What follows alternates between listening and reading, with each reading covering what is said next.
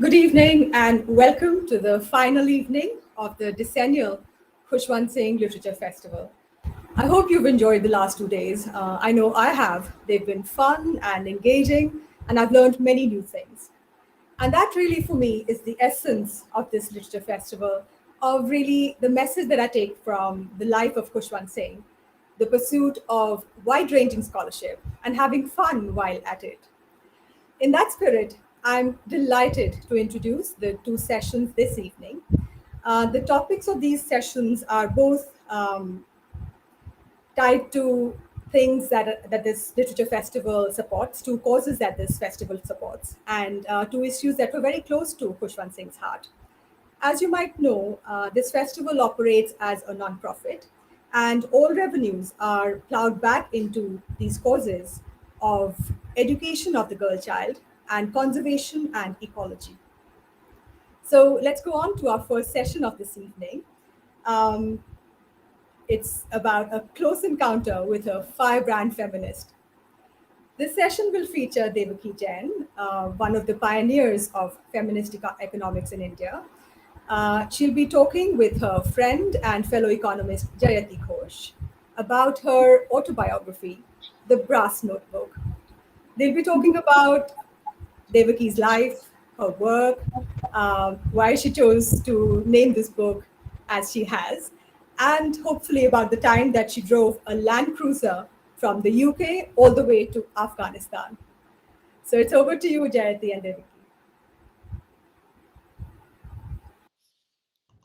Thank you so much, Madhur. And it is such a delight to be able to have this conversation with Devaki. I've been looking forward to it because it's not just that I greatly respect and admire her and her work, but also because this book was absolutely a joy to read.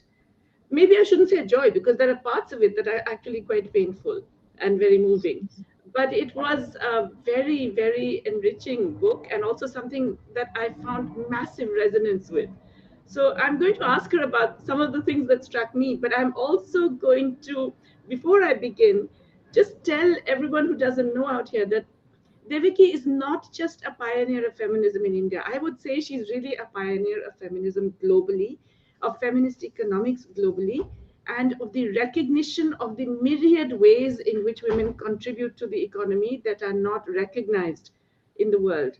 So it's unfortunate that, because she was writing about women in India, that it didn't get the kind of recognition and noise that perhaps it would have done if she was sitting somewhere in the West.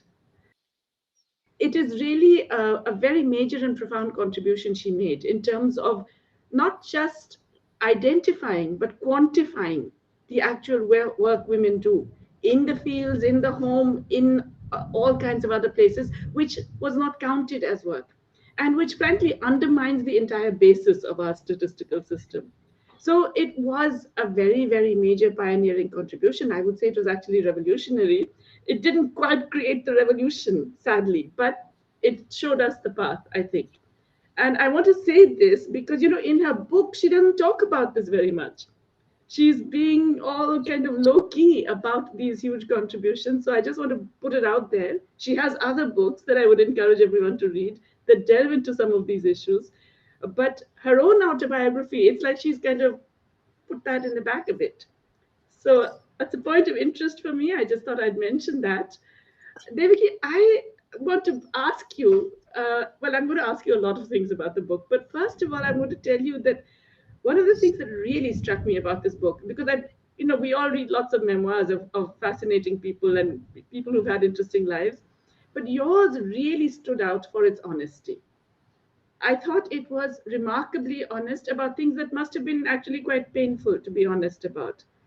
And I'm glad you did that because I think that it struck a chord with me. I know it was going to strike a chord with lots and lots of other people. It probably has already. I know it's gone into many editions. But what made you think that you have to be so honest? Was it just you being you, or did you feel that it was necessary for a particular reason? Jyoti, I'm so happy that we both are talking to each other here. You're one of my favorite people.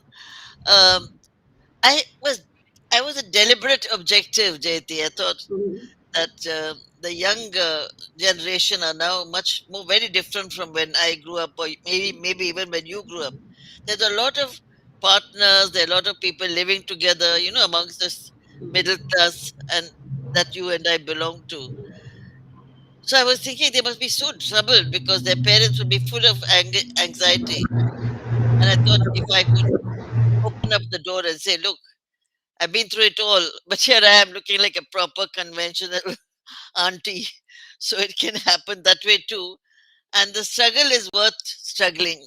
That So it was very deliberate that I brought in that stuff because I know that it can be questioned. Why was she showing off all this sexual stuff?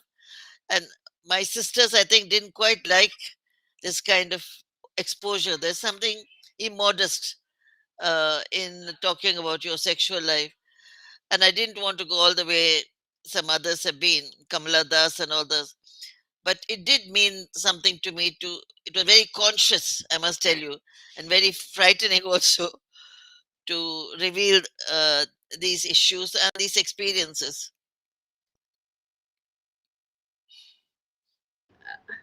Let me actually mention, since readers, that those who haven't read the book aren't going to know it. You actually talk about an incident where a maternal uncle of yours effectively violated you, right? I mean, molested you in a very, when you were very, very young. I think you were 10 years or younger. And this is something that happens so much in Indian families and is so suppressed. But I think what comes out also is not just that this happened to you, but that the response of your mother and your aunts was to try and protect you, but do nothing to the young man concerned. And also that subsequently, when you told your sisters about it, they said, oh, you must have been, you're always a flirty type. That's why he did this. Say that again. What was the question? The question is really that, okay, it's not a question. I'm describing this to readers, to the audience, but I'm describing it because this is something that is so resonant in so many young people's lives. So many young women have gone through different kinds of this thing where they are made to feel something is wrong with themselves. The whole blaming the victim thing. And of course, this is one example, but there are many. uh, you talk about this particular episode, and then there's another very shocking episode of a very famous, world famous economist. I understand you are legally bound from mentioning his name, but he's a very famous economist who basically took you on as a research assistant, attempted to exploit you sexually. When that was not successful, he dismissed you, denied you your Yeah. income, and tried to basically completely destroy your life. Now, it's bad enough he did that and that you had no other recourse. But what really struck me was how the mental and emotional impact of that was so severe that 2 3 years later, when you had your final exams, which you had managed to do despite him, which you had gone into a course despite him and all that, you kind of flubbed the exams because that weighed on you, that feeling that somehow you were not worth it, that you were not adequate. So you're so right, Jayati. When I think back of it, of course, I'm out of all that. You arrive well or you arrive okay, but it was very devastating, and particularly what I could not write because I didn't want to spend too much of my word count describing all the details, is that the way he continued to hurt me in the office in which we shared. Oh, she's an uncut diamond. Oh, she's like in the front of people like Tommy Balog and Paul Streeton, who are all academics there, just made it so humiliating, especially within a big office in Balliol College. And I literally had to fly. I fled from that room because it was too hurtful, and I didn't know what to do because I had no return ticket or anywhere. And pleased that I could get out of it. But when I think about it, it seems like a terrible challenge to what can be called one's guts. Yeah. Uh, but I think also, I don't think the fellows at St. Anne's, the female women, the, knew about it, but yet they acted as if they knew about it. That's a mystery to me that they took me on and admitted me without any credentials. So that's a nice, happy ending to that ugly story. No, I think that overall that story has a wonderful happy ending. It's just, I think for me, the shocker was not even that this terrible thing happened from an economist who is still very world famous and still Yeah. kind of seen as some kind of a major development thinker and so on, but that the mental impact stayed with you, unbeknownst to you in a way. And that's, yeah, that's I think devastating, because it's I noticed there's a question from Serena, that how do or no, from Alpana Desai, how do we change the language around sexual assault where the focus is always on what the victim did but not what the perpetrator did? It's, I think it's not just that. I think it is the tendency of the victim to blame yourself or to believe what the perpetrator is saying, that, oh, you're no good. I mean, the response of this particular economist was to say, well, you're not, you are not intellectually worthy. That was his way of damaging you because you had refused to participate.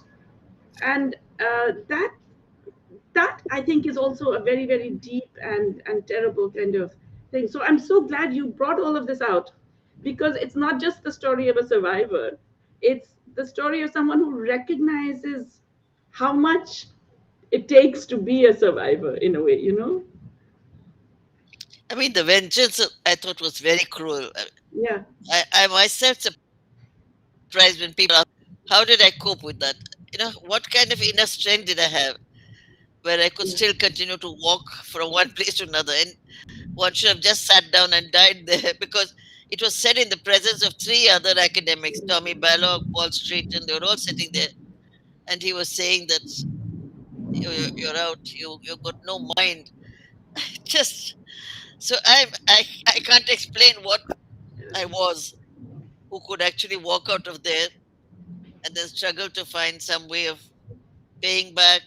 And I think I've written there that he even cancelled my return fare. Now that was really cruel. Yeah. So anyway, I have afterwards talked to his daughter, his wife, but you'd be very sorry to hear that they all wanted to protect him. Mm. One of them wrote that he's being trashed in Sweden, don't add to that, and so on. So I think the big thing that has changed all that is now there are places you can go to when you have sexual assault all over the world, including the universities in India. There's a place for reporting sexual assault crimes. That's a safety net. So it's impossible to imagine that in the 50s and 60s there was no such thing Yeah. anywhere, including in Oxford. Yeah.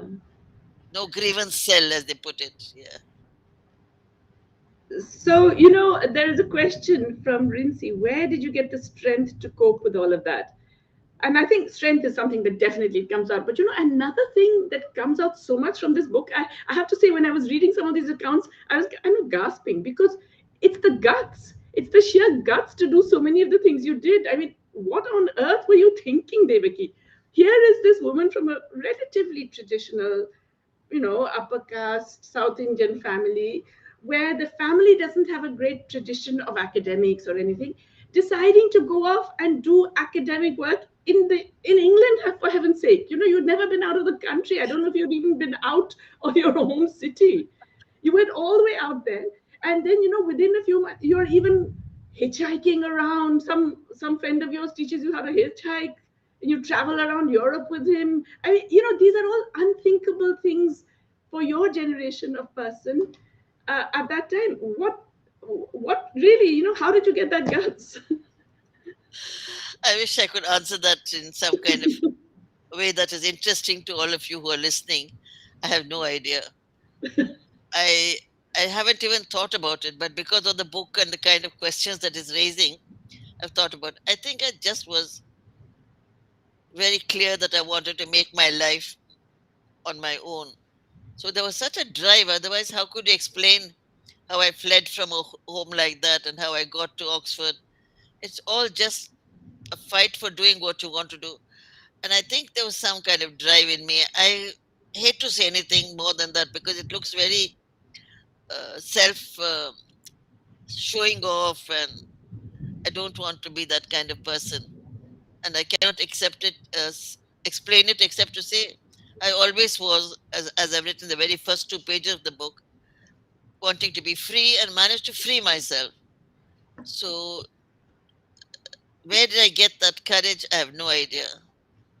But certainly, I didn't think at that time this was courageous. I just did it.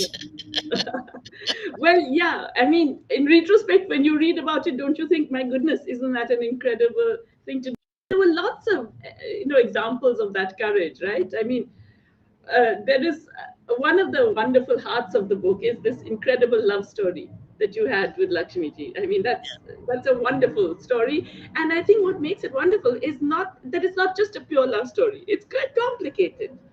It's as complicated as life and love are, right? You are bringing out the way you got together, the way you suddenly announced, well, I don't care if you're engaged, you have to marry me. The way then you, having said all that and having made him break his engagement, you headed off to Oxford again for a few years. And I mean, it's quite incredible, right? Then finally, when you did get together with him, you walk out of your house with a jhola, right? Without anything, and with a family that says, you are dead to me. I mean, your father says, I've cremated you. And you do all that. So it's an incredible story. I'm not going to spoil it for readers, future readers, by giving you more details, but there's several parts of it which I found wonderful. I think you're very frank about the passion that brought you two together, and that's lovely. It's very, enriching to learn. Uh, you're also frank about the feeling of suffocation you had as a young wife and mother. And I want you to talk about that because I think that again is something that resonates so much with so many women. Yes, it had. I'm sure. I don't know if you felt it, but you have to imagine our household with Lakshmi being only getting an honorarium, somebody who doesn't have a salary or a job, 500 rupees, I think. Me and Miranda getting something like 390, which I had to resign with my after the child was born. So it was not like we had maids and people to support us. And it was frightening initially because, as I written there, my first child, Gopal, within 7 days of his birth, got some kind of what they called a nursery infection, where he was very close to death.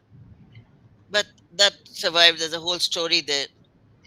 So in those circumstances, you you are really stressed, and in that stress, I don't know how we survived, except tremendous passion. I mean, Lakshmi and I, physically tremendous, but a dream it was that nothing could deter us, even quarrels, even children's nuisance for the what is called passion or loving or whatever. I don't want to use the word sex because that makes it very gross. But we had a wonderful, what shall I say, sex life. I think Khushwant Singh would have been very happy to hear you say that. So it sort of overcame all the frictions that we used to feel for childcare and lack of money and no maid. Uh, but in those you know, days, yeah, sorry. no, I wanted to ask you also not just about that, but the fact that, let's face it, you had given up your family and your background and everything and come into this full of passion, full of love. And as you said, that was all wonderful. But then suddenly you were cast back into the kind of traditional role, really, right? Because he was the public figure, he was the one running this cooperative, he was the one whom people were coming to see. And you had to be there looking after the baby, looking after the household. So, how did that feel? And I think you're really good about that, talking about No, that. it was unbearable. Mm. And I think I wrote about 10 poems. I only published part of one in the book. Yeah. Very suicidal, I felt, because I couldn't see a way out. Lakshmi tried so hard. He used to say to me, I'll stay home, you go to work. And I would abuse him and say, how can you can't feed the bloody child? And things like that. It was Mm. It was gross, my anger and frustration was very ugly. And I am ashamed of that looking back. But I'm so glad we survived. Yeah. That's the only, when I think about it, I think, thank God we survived because we had such a wonderful life. Once the children became 5 and 8 and started to go to school, our passion again and our desire to work for those days with a dedication to India's recovery from colonialism. That was a wonderful period between 670s up to the 80s. I'm sure you will regret that you were not an adult at that time, Jayati. It was Yeah, no, I can imagine. I can imagine. I think I'm still fortunate relative to the younger people now because, even we had a time of idealism and everything that was.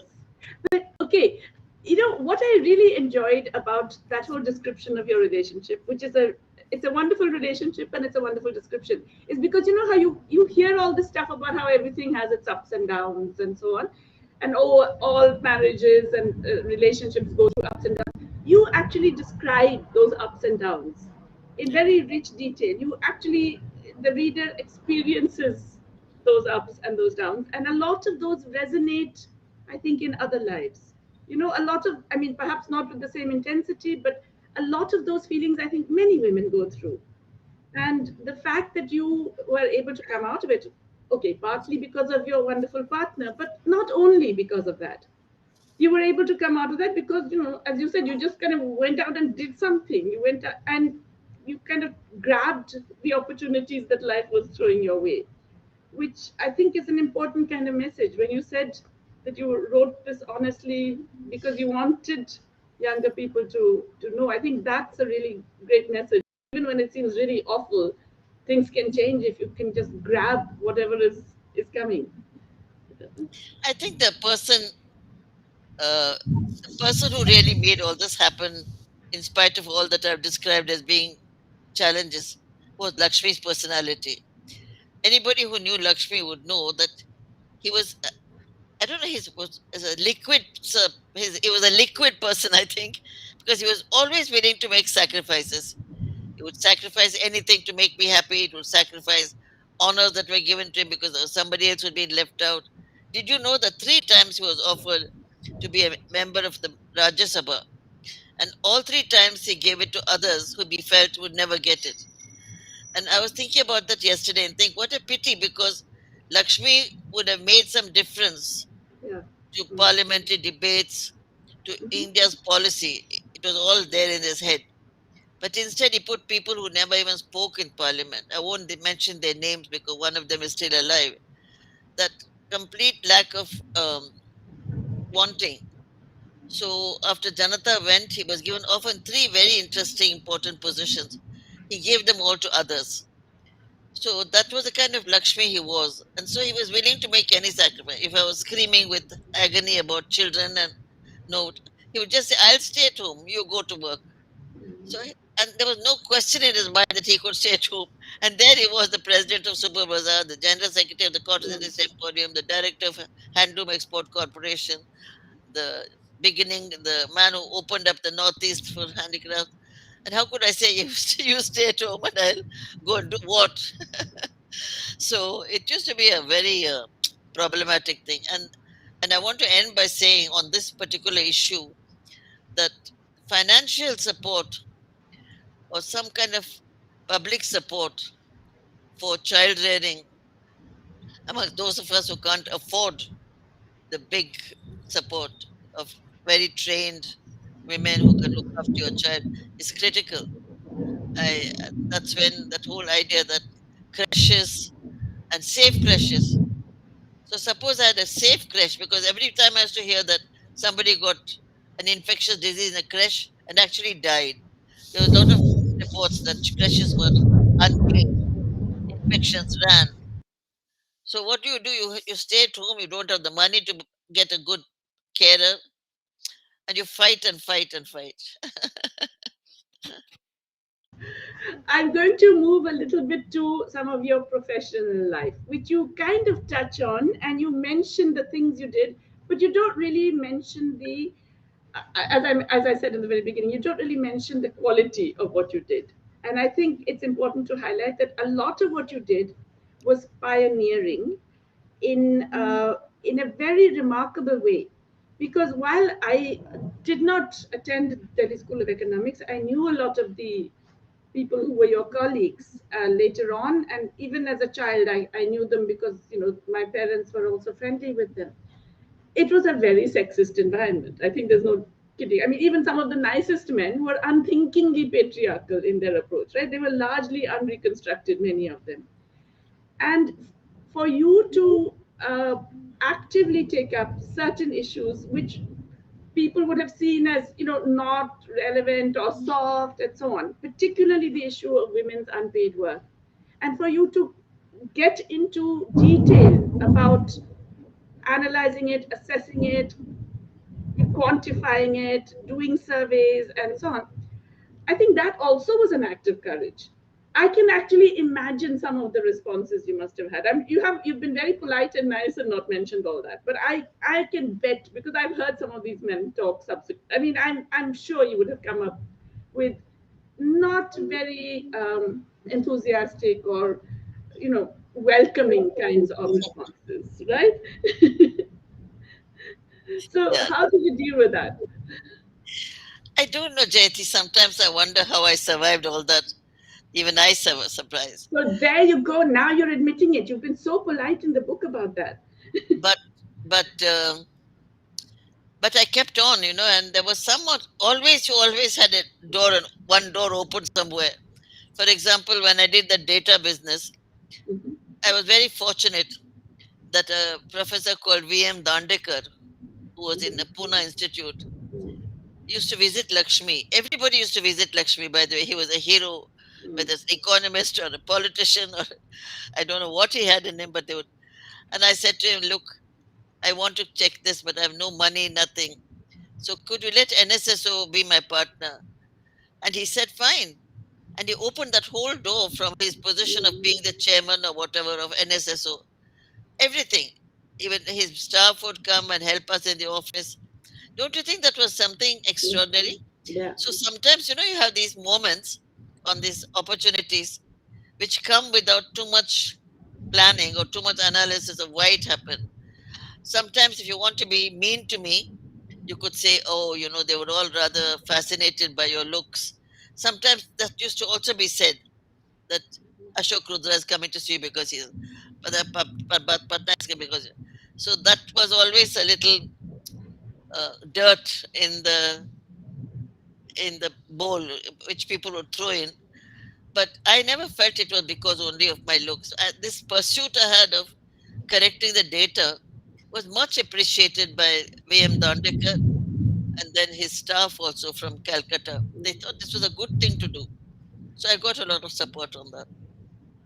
So So I I think, guess sorry, so in a way, so it was the outside support really that allowed you to do that, rather than your colleagues and people around you.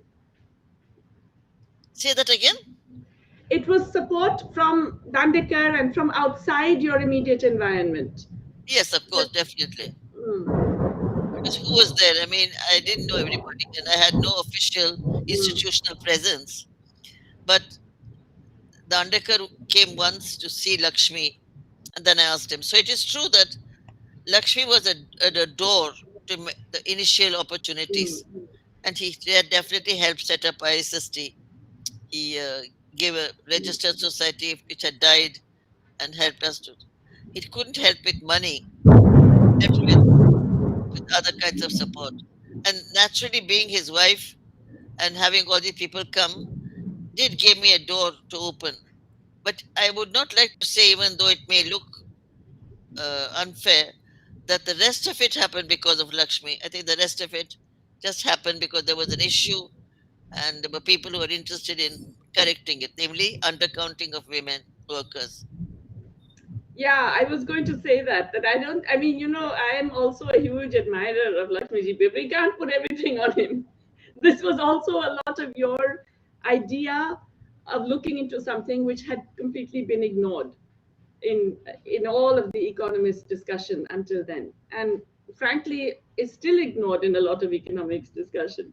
But related to that, there's an interesting part in, I think, later on in your book, where you talk about when you had gone to a meeting with some development expert somewhere abroad. I can't remember exactly, some conference somewhere, and it was supposed to be a meeting with women working on issues in development from the developing world. And then when you got there, you realized that they weren't really interested in hearing your views. They were interested in telling you their views and not really learning from you. I think I'm going to quote from a little bit of it. I think it was a very insightful passage, because it's something that we come across all the time, even now. If I can find my reading glasses, I will actually read out this bit. Okay, never mind, I can't find them. But the thing is that read it. Yeah, okay, then I have to look for my reading glasses. Excuse me. We'll excuse you. Yeah, okay. Here. Got them. Thank you. Thank you for waiting. Okay, so, right. On my various trips as a representative of third world women, I began to notice a disturbing but entirely predictable pattern. These meetings always involve technocrats, usually male and from countries in the Northern Hemisphere and the home of the colonizers. These experts took it upon themselves to simultaneously define their terminology, describe the experiences of people from everywhere in the world, and to prescribe solutions. They were there to teach, we to learn. They didn't seem to think they had anything to learn from us, or we anything to teach them.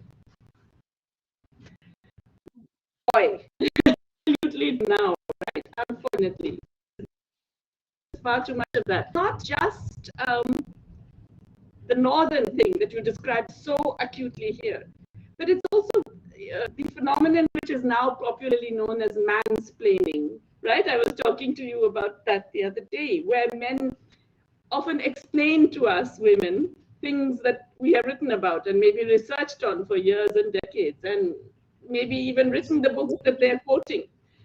But they will explain it to us. How much of that have you had to cut through in your life?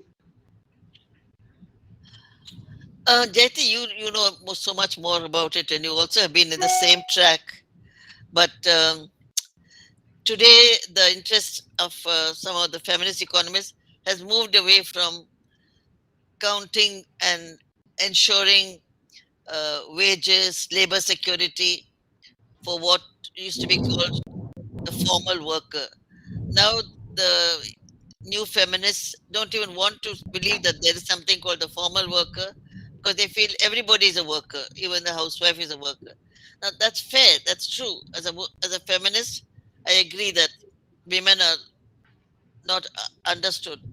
But I felt that at that time, the first step should be to get those who are adding to the GDP in a very conventional way to be recognized as workers and to get the benefits of worker.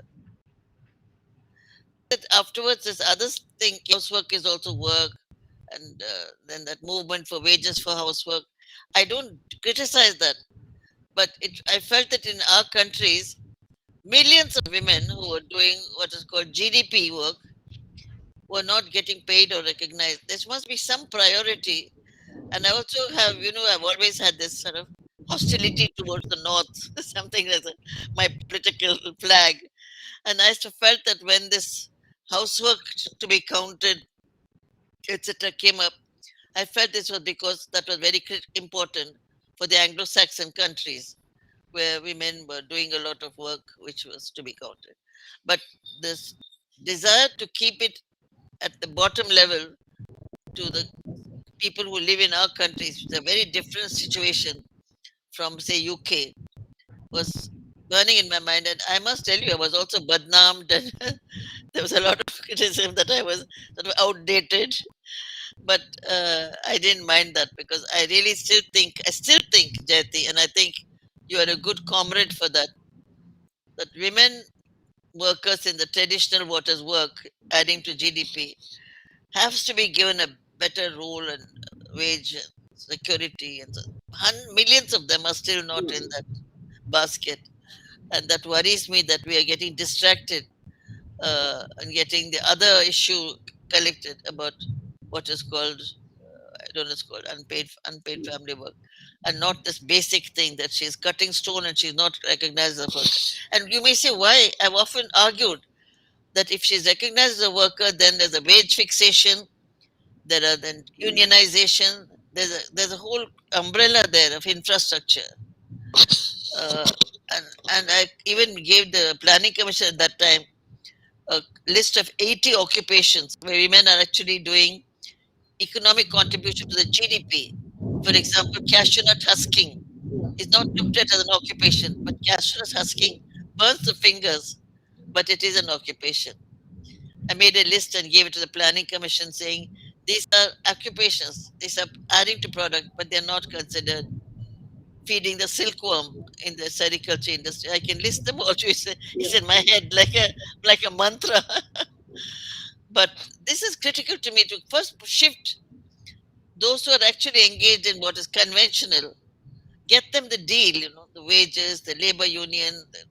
Then you can move to the most sophisticated bit that we're all workers. Even having a baby is work. But that's taking away from the crunch. No, I think you're absolutely right. That it's critical to get work, but the fact so many women, I suppose it's a continuum. The fact that they do so much unpaid work, all the work they do, including the ones that, as you say, directly contribute to the GDP or the income of the family in that sense. But there have been questions from the audience which would be uneven. Of course, this was a question I had too in the beginning until you mentioned it. Why did you call this book the Brass Notebook? What's the reason for the title? Say that again. I couldn't get the question. Why is your book the Brass Notebook? Explain that. Oh, the title. Yes, some others also have asked for that. I explained it in the foreword that my push to write all this came from a very famous woman uh, who had written her book and called it the Golden Notebook. And I had an opportunity to meet her in London when I was very young, in the 50s, Doris Lessing. And I enjoyed what she said about why she wrote a Golden Notebook, how she moved from one type of notebook to another type. It was just a pictorial, exciting thing for me. So since she had inspired me, in fact, she had begged me and she'd received me, said, "You must write your life, you must write your life." And I never wrote it while she was alive. It took 60 years to write it between the time I met her and finally the book came out. So in a way, in honor of her and also to remember her, I said, I cannot write a golden notebook. I'm not literally fixed, but I can write a brass notebook, thinking that brass is of a lower class than gold. It was as simple as that. And somehow my publisher liked it. And so it got on. And now I'm happy it's there. And then, as you know, and I've also written that brass was a very important metal in all our households. Not anymore, but in those, all our utensils for cooking when I was a girl, before I left the house, was brass with that inside lining which prevents it from getting oxidized. I'm sure you must have remembered also that. So you, I think, also mentioned that Alice Walker helped you to figure out how to start the book. Yeah. How did that happen? Well, I'm very fortunate, Jyati. I have this dear friend, Gloria Steinem, from 1974 when I was in Delhi, and she came, and then we became friends because there was some a natural drawn towards each other. And even though she became this icon in America, she has not left her friendship. She still insists on it, and we carry on in an invisible way. We don't go public about it. So she has been insisting that I write my life, and so I thought I should do that. And then there was a lot of publishers In fact, I'm late. 20 years ago, there was a lot of publishers who wanted my book to write my book in the US, and that would have probably got it a bigger market value. But I didn't care for that. Now, then comes Alice Walker. Alice further endorsed that and made me come and live with her for a fortnight. And I gave her the first page, which was about my mother. Said, "Okay, now you started. Now go home and write it." So I've been so lucky, Jayati, to have friends like Alice and Gloria. Not a joke. Even I am embarrassed when people say, "How did you know them?" I said, there's no reason at all to know them except accident and joy and luck." So Well, you can't really say that because you've known lots of very, very famous people. You've known Amartya Sen and etc. are close friends. You have been involved. You say that it's only because of Lakshmi. You were involved in with some of the most important policymakers in India.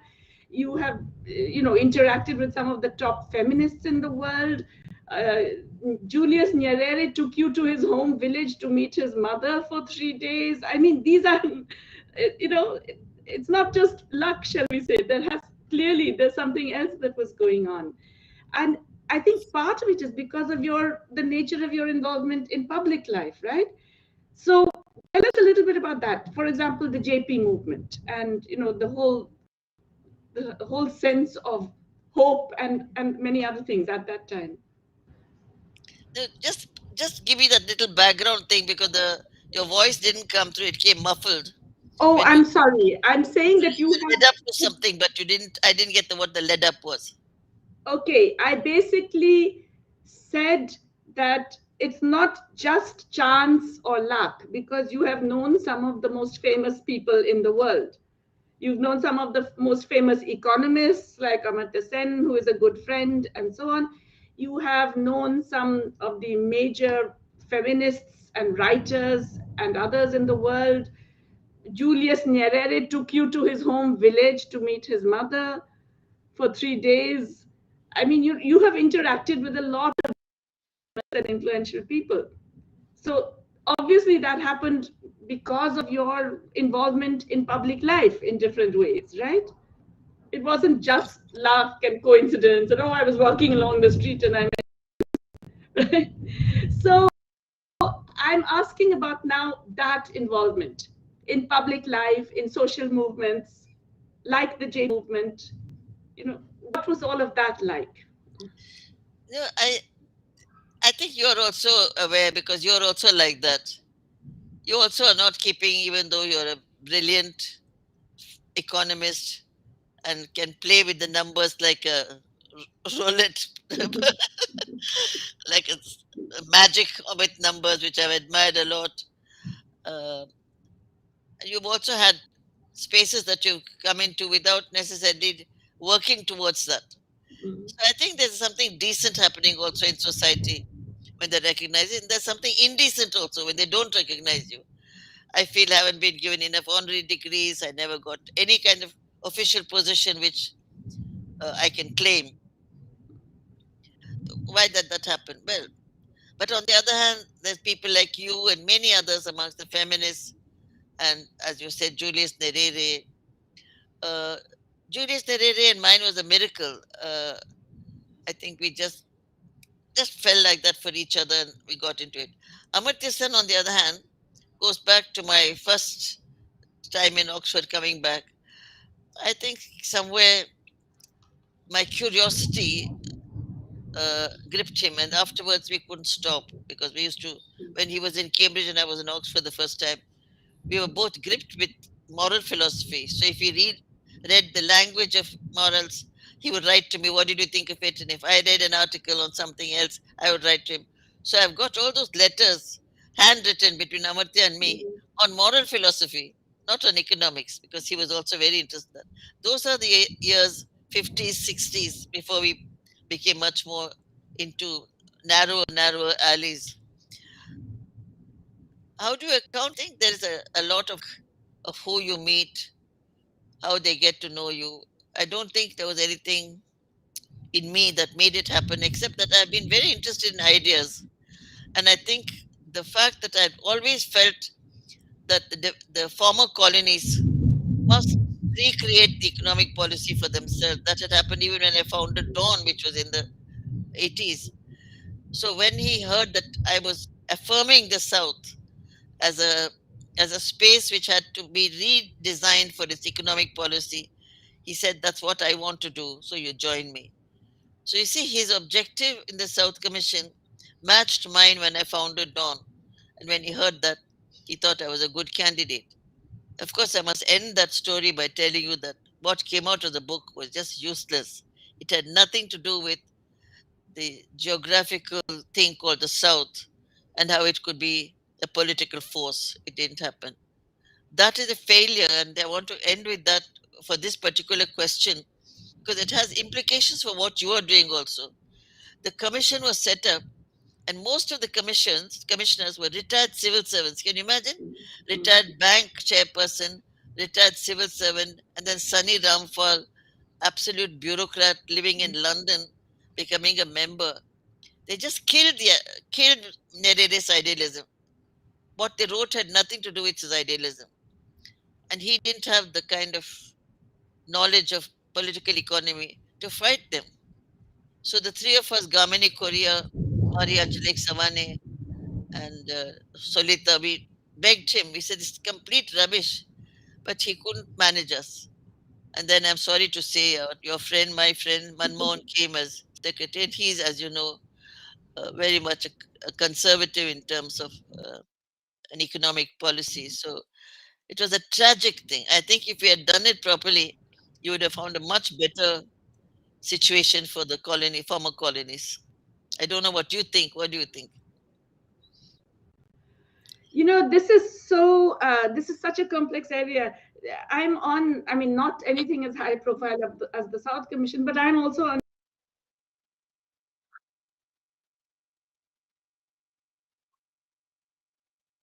The voice is gone. Yeah, I think we've just lost Jayati The for a voice is bit. not. Can you hear me, Devaki? I can't hear you. Am I audible? Uh, Devaki, can you hear me?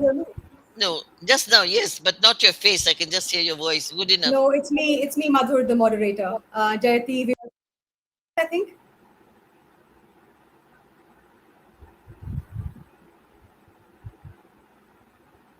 Okay. Can I just ask you a question? There are many questions pouring in from the audience, and if I may just run over a couple of them together.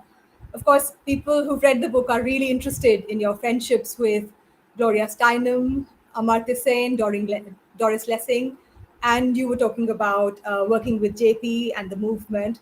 Can you tell us some personal stories? We'd be very interested to know.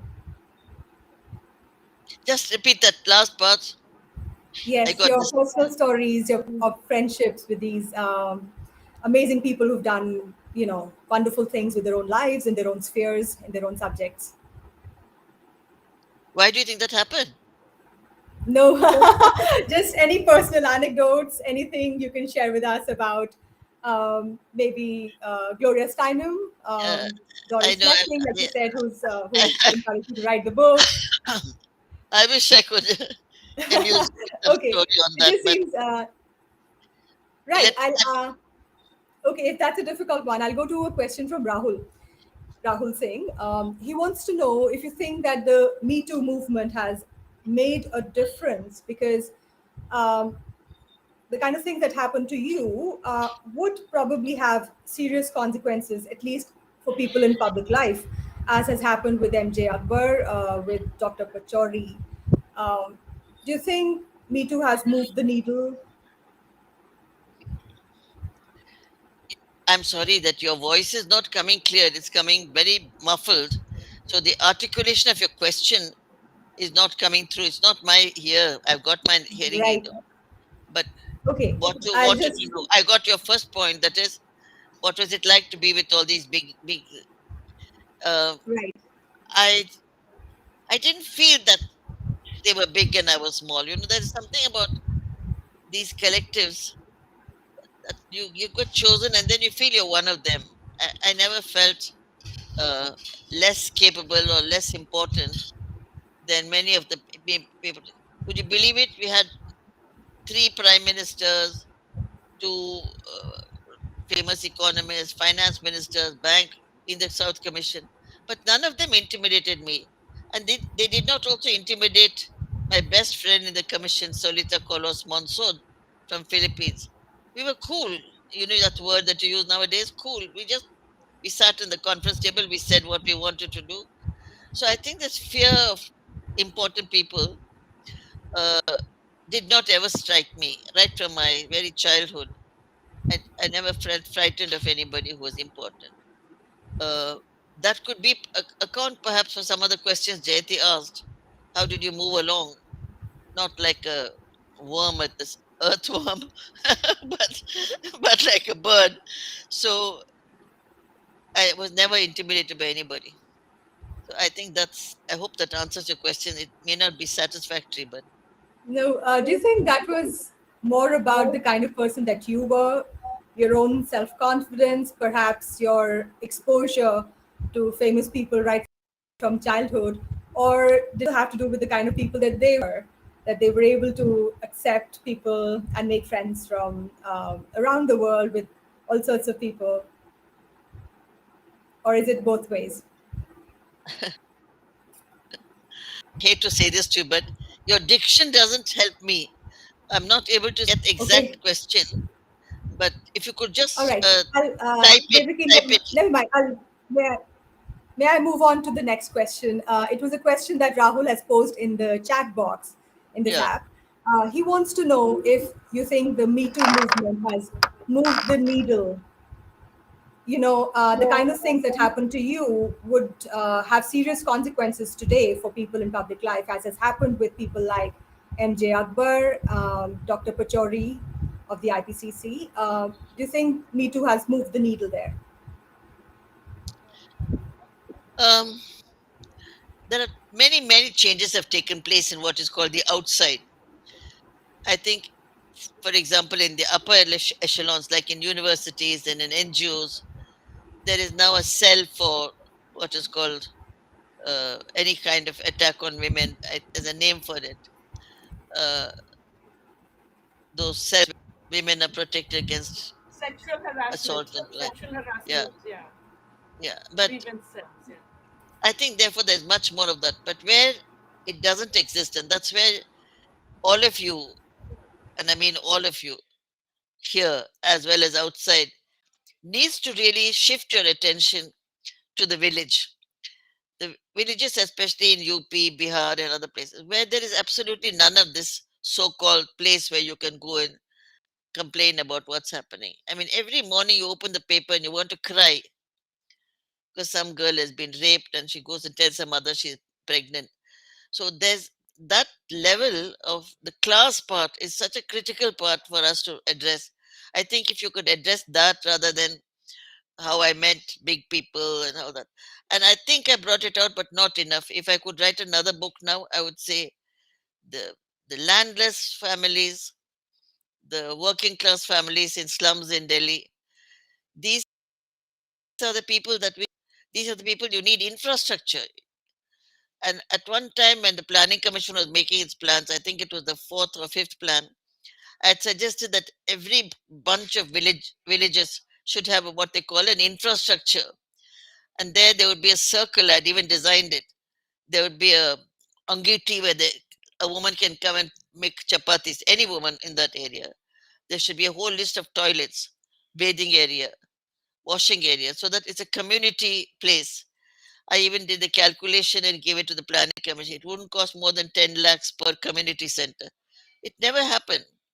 So, in a way, I feel that we should be lobbying for something, enabling institutions, enabling infrastructure, and rather than, I think, I don't want to say rather than, but I don't think we are doing that quite right. And your question about sexual assault, I think you must have seen the papers, the way little girls are being torn apart. I just feel my whole life when we haven't been able to stop that happening. What happened with me with my uncle has happened yesterday to a girl who was on the street, picked up by her uncle, raped, and now she's in the hospital. What are we talking about? About feminist movement, economic transformation? Bullshit. We're in a real mess. And I'm so sorry that I'll die before I can see any change. I wish I could see the change before I die. I really find it very painful that I would be leaving this world. I'm 88 now. How much I live at? With so much crime happening. I don't mean what is formally called crime, but the attack on the girl. So I don't want to get into the that I get really passionately emotional. So I'm glad you mentioned it, but we have to look. Devaki, while I think all of us agree with you and recognize this, I don't want to end this session with that thought in our minds, because it is true, it is unbelievably horrifying, tragic, and terrible, but there is more to your reality and everybody's reality. So I want to end with some of the joy that also comes out in Okay, your okay, book. okay. Agreed, agreed. Yeah. So I'm going to ask you, instead, not necessarily which are the things that you've done, because you've done so many different things, right? Some kind of naughty, some crazy, some really very, very impressive and remarkable and pioneering, and some deeply committed. Which are the things that now, when you look back, you say, okay, good, that was a. And I'm leaving out things like your relationships, which I think are obvious. I think, your marriage was obviously one of those great things. So let me just ask you now, when you look back, which are the things in your life that you feel really happy about? That you did something. And you did, by the way. In case you're going to be modest and say I didn't, let's just admit you did, and talk about those. I mean, I don't want to use the word I'm proud of. That is not a wise statement at all. But I think I do think that getting attention to what I used to call counting correctly is still perhaps one of the most useful things I did, and one that gave me great satisfaction, I must say. I think I told you yesterday when I met you that I used to tell my colleagues, when I die, please shout and say, she wanted counting correctly, because that's the only thing I cared for. But that makes it look trivial. But that counting correctly does have an impact on the wage, on what work is countable, which work is work, and the worker. I think has been my major preoccupation, and even in the South Commission, even in my books, I've been talking address that, and that all the ways in which it is being addressed, whether by the capitalists or the socialists or the communists, are inadequate because they've not taken the gender difference and the class difference of the labor force. I think labor force has to be seen in class difference, assetless households. So just to come back, Jyoti, I know I'm being too long, but the one thing that I feel that I'm happy I did was that, and related to that were stories about women workers, and there's so many types of work that women were doing which are not recognized, like the story I've said about the women in Arunachal or the women in Nagaland bringing firewood and dying or amputating their legs. All those are the things that made sense to me, or the coffee curing works woman. So it's that is for me my golden orb. And it's a tragedy that I'll be dying before I can see the dramatic change in that. Because I think the feminist movement and the government has not dealt sufficiently deeply with what I call the woman worker. The that orb. What do you think? Do you think that we've done enough for the women worker, Jayati?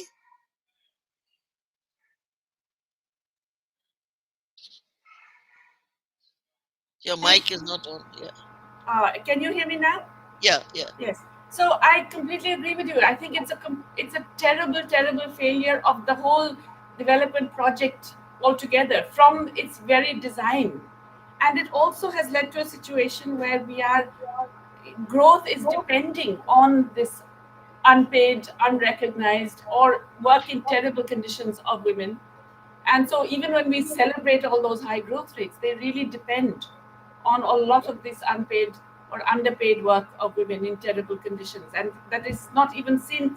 I think it comes from the problem that we see always how women contribute to the economy, or certain kinds of things contribute to the economy, rather than putting it the other way around. How do we get an economy that creates a decent life for people? In other words, we're always thinking or instrumentally. Even a lot of feminists say, oh, we'll get this much GDP if we add so many more women in the paid workforce. Instead of thinking, how do we make life worth living for all our men and women? What's the economy that will deliver that? Which is really how we should have been doing. And so I think, your work, I really completely agree with you. Your work about counting, measuring, to me, it's absolutely crucial. And I repeat, it was pioneering when it happened. Absolutely pioneering. So, there is definitely that you have as an achievement. But I'm going to put it to you, and I felt that especially after reading this book, that in a way another big achievement was just your life. Because honestly, you read that book and you say, hey, actually women can do anything. You can be from a particular circumstance, and if you just have the guts and maybe you don't even think about all the consequences, you can go out there and do anything. And that to me is like a real present. I mean, me too. You know, for I'm a great beneficiary of class and privilege, and emancipated parents and all of that kind of thing. So I cannot complain. But I think there are so many young women who would read this book and say, all right, in that case, it can be done, Here she was, she just walked out of the house and she did this. Or she just, put her trust in something and went out there and went and met. She'd been thrown out of a job, alone in a country, no return ticket home, no money, no prospects, no degree. And she goes and meets someone who understands and helps her out. So I think in a way your life is also one of those things, one of those achievements that is going to actually have some kind of an impact. Jyati, thanks. You've been such a dear friend. I've enjoyed it, but I must tell you also enjoyed writing the book. Something to Yeah. decide what to use. So thanks a lot. Thanks you for the Lit Fest people who organized this. Thank you. Thank you, Devaki and Jayati. There are still so many layers to peel back on this book and on your wonderful life, Devaki. I wish I could say we can continue the conversations at the bar at the Kasoli Club, but we'll have to wait for that until next year, I think. So, with this, I'll call this session to a close. Thank you very much indeed. And I'll see Thank you all at the next session. thank you.